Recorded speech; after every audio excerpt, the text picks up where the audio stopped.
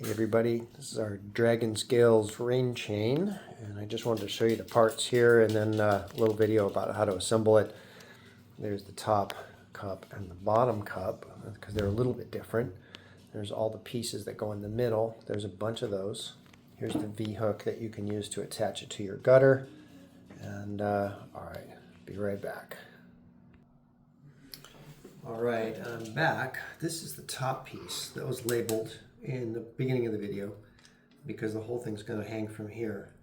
These are going to alternate going down the chain. So I'll put two of these on and you can see how this works. Basically, we're going to take these nuts off.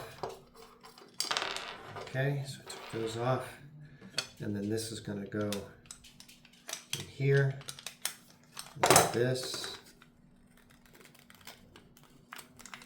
Okay, and then you put the nuts back on. Hopefully you can see what I'm doing here, more or less.